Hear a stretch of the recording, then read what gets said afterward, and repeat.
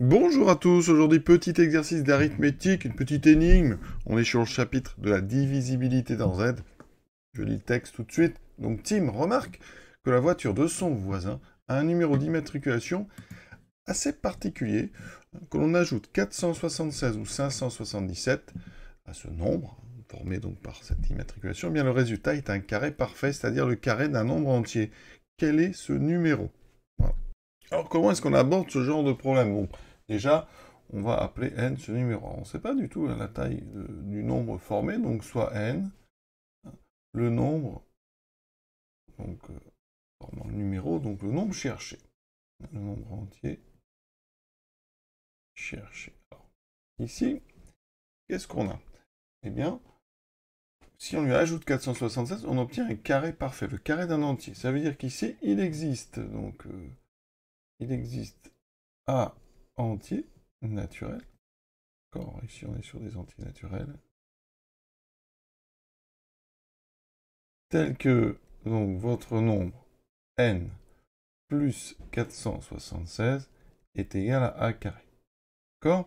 Et de même, il existe un entier b, donc je vais mettre b appartenant à n, tel que si j'ajoute à n 577, eh bien on obtient b carré.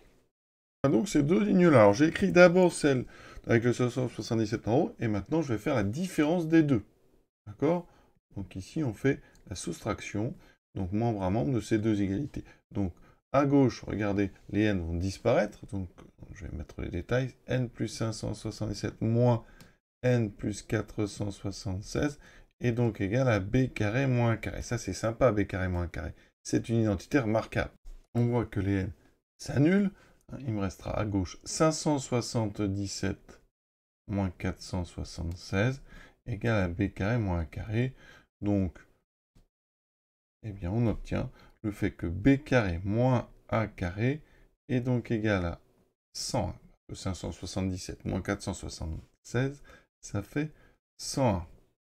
On va factoriser à gauche, donc b moins a fois b plus a, c'est une identité remarquable, est donc égal à 101. Alors, on se rend compte que bien, a et b sont tous les deux positifs, ça sont des antinaturels, donc ça veut dire que b plus a est positif, comme 101 est positif, forcément, on en déduit que b moins a est positif. Donc, parmi les deux, c'est b le plus grand. D'accord? Et même ici, comme 100 est strictement positif, eh bien ça veut dire que eh bien, b moins a est strictement positif, que le produit ici peut faire 0, et donc b est strictement plus grand que a. Donc dans les deux, on sait donc que b est plus grand qu'A. Et ensuite, ça veut dire que quand on fait b moins A et b plus A, b moins A est plus petit que b plus A. D'accord? Puisque A est même strictement plus petit. Alors on va mettre un facteur égal, ça nous suffira. Ça veut dire qu'ici, vous avez un produit qui vaut 101. Donc l'idée, c'est d'aller voir quelles sont les décompositions de 101 en produit de deux entiers. Il se trouve que, eh bien, 101, c'est un nombre premier. Je ne vais pas le démontrer là, on fera ça plus tard dans l'année dans le chapitre sur les nombres premiers, mais 101, c'est un nombre premier. Et donc, ça veut dire que la seule décomposition de 101, eh bien, c'est une fois 101. La seule décomposition à l'ordre près, important, à l'ordre près, et avec des antinaturels, de 101, c'est donc une fois 100.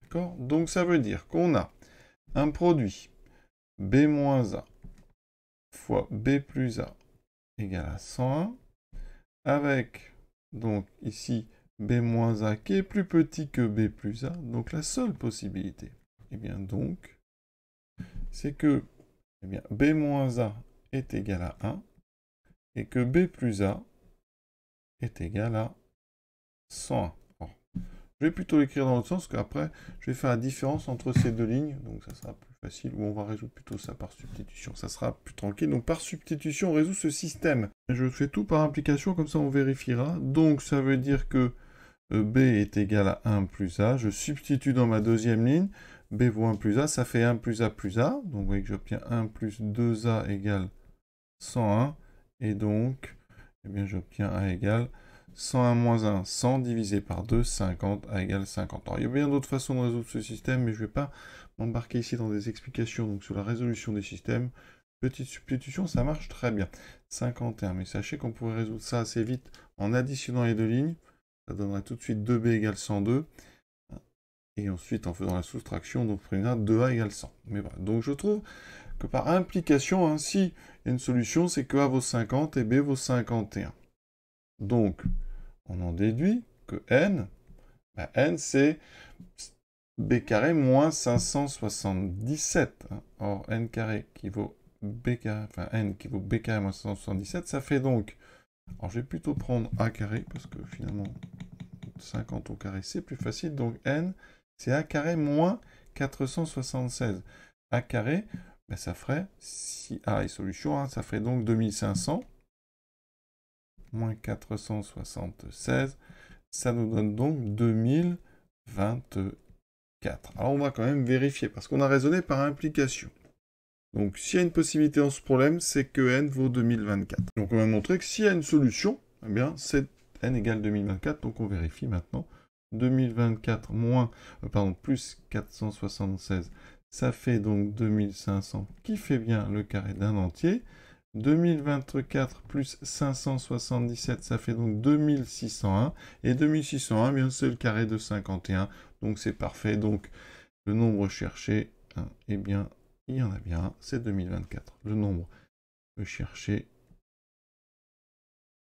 est donc 2024, et donc c'est de circonstance en cette année 2024. Voilà, je vous souhaite une bonne fin de journée à tous et à très bientôt.